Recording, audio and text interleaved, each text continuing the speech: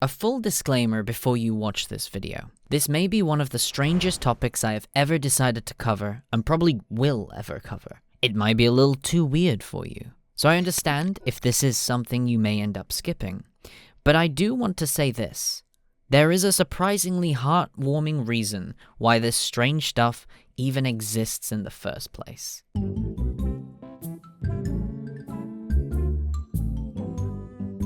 The best way I can really introduce you to Chuck Tingle is how I personally discovered him myself. I was streaming with a few friends on Twitch talking about some of the most absurd things you can find online. My mate, Tinfoil Tom Twitch, turned to me and said, Jamie, did you know that there's an entire community on the internet dedicated to Bigfoot erotica? Yeah, I know. Before I could even react, he had sent me several book titles that were part of this genre. The Butt Files, The Case of Bigfoot's Wiener, Bigfoot Pirates Haunt My Balls, The Curse of Bigfoot Butt Camp, Seduced by Dr. Bigfoot, Attorney at Law, or Chuck's Bigfoot Tinglers, a book that I have a hard copy of now, no pun intended, thanks to a fan that thought it would be funny to send me it after we reacted to this stuff on stream. And then the other one, I don't know which one was this, it's either Short or K9, but they got me Chuck's Bigfoot Tingles, Volume 1. I'll be sure. And of course it's none other than Chuck Tingle, who has got me some Bigfoot novels. Bigfoot erotica novels. Most of the books seem to be written by the same author, Chuck Tingle. Clicking onto his profile reveals so much more than just Bigfoot erotica. In fact, some of the titles alone were enough to grab my attention.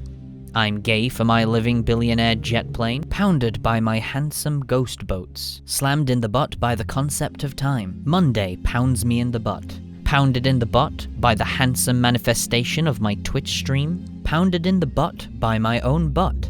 Pounded by the pound. Or his most infamous book, Not Pounded by Anything, 6 Platonic Tales of Non-Sexual Encounters. There is an insane amount of work from Chuck Tingle from just under 10 years.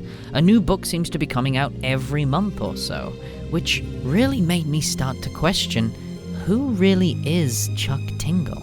Searching up the name gives us a little more information. We can find his official website, which links to his books, Twitter page, merch, and even podcasts that he's been a part of.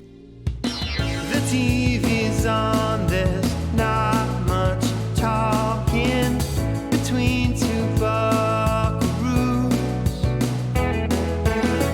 Good buds and plaid duds, the big game playing, but one of us must choose.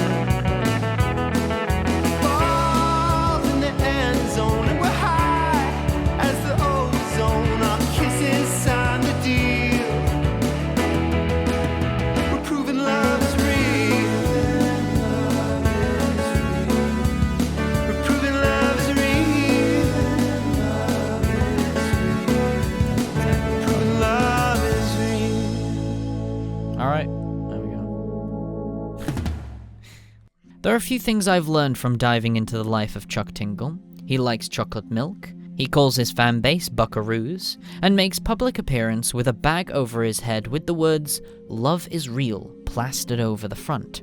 A phrase that he appears to be very passionate about.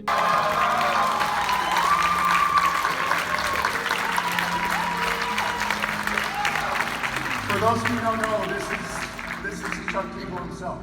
Dr. Hello. I hope I did not interrupt. I was trying to be inconspicuous like James Bond.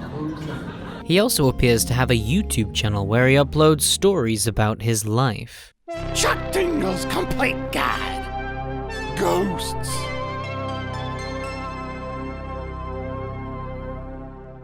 I'll come right out and say it. I'm scared of the lonesome train. The lonesome train is the train that takes us from one timeline to the next, from this world to the great beyond. When I was a young buckaroo, I would hear it out my window calling for miles and miles in the darkness, and it would make me feel a certain sadness that I couldn't understand. I knew that one day it would call for me, and even if today is not that day, It's still coming at some dang time or another.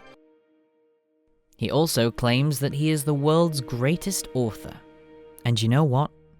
I couldn't resist. I found his email and asked if he wanted to come onto the show. I gotta get my dang video going. Okay, oh, dang. There we Okay, go. Now, you said that I'm gonna press this dang record button. I can send to you. I don't know if it's gonna work or not. This is my friend Tom Flaherty right here. He's also a big fan. Yes. Hello. Hello. Good morning. Dang, see, he's got a good microphone set up. I'm just, I got my dang ear pods under. Oh yeah. Oh, I see. Does it sound pretty dang? It should probably sound pretty dang good. It's still pretty good. Yeah, I think. sounds good. During the call, we actually asked about his life and what he used to do before he ended up in this particular genre of storytelling. Started in Home of Truth, Utah, which is pretty far away from Billings, where I eventually ended up. Nobody is in dang Home of Truth. It's pretty empty. It's just me and mother and father, and I was there for a while until I had to leave, and I went trotting on my lonesome. I actually walked for a pretty dang long time, and hitchhiked some of the dang way. I ended up in dang Billings. And then at that point, with son John, he said, well, I was writing the whole dang time. And then he said, wow, you could probably publish some of these. I have a bud named of Sam Rand who publishes romance and dang erotica online. And let's talk to him and see if he can help you get these dang online. I didn't know anything about it. And he said, these are pretty, I recognize they have an unusual way. So he said, maybe some buckaroos might get a dang kick out of this. And then the rest is kind of dang history. Everyone just kind of enjoyed what I was creating. And then that it kind of just flourished from there and encouraged me to write more. So what exactly is the meaning behind his message, Love is Real? Well, it's a message of creation. Chuck believes there are multiple timelines because he's traveled to them.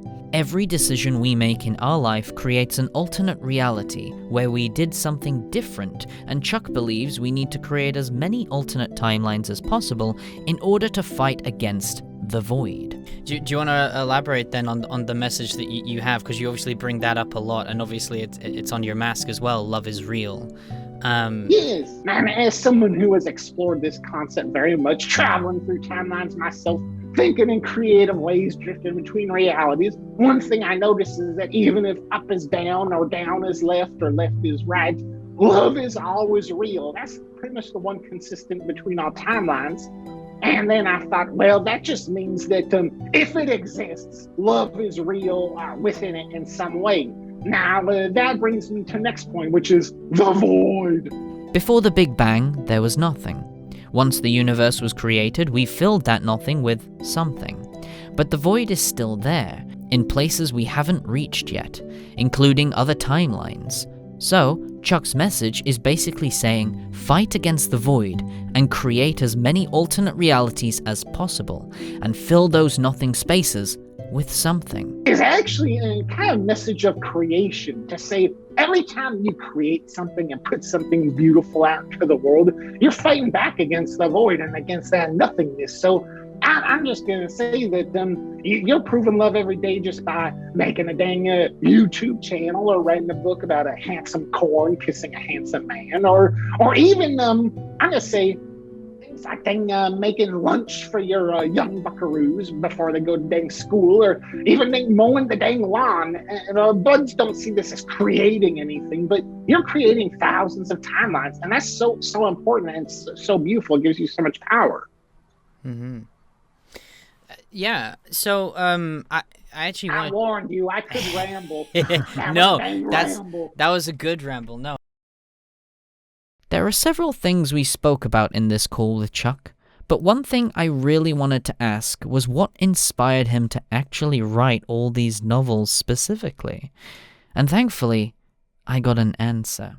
First thing that I think would astonish viewers as a big reveal is that I don't really write to be funny. Well, back in my dang day, dang conservative politicians used to say things like, if we allow gay marriage, what the heck is next? You gonna be marrying a dang space raptor, or getting married to 2 buckaroos, or 3 or 4, and how the world would fall apart. And that was their big example of how radical things would get.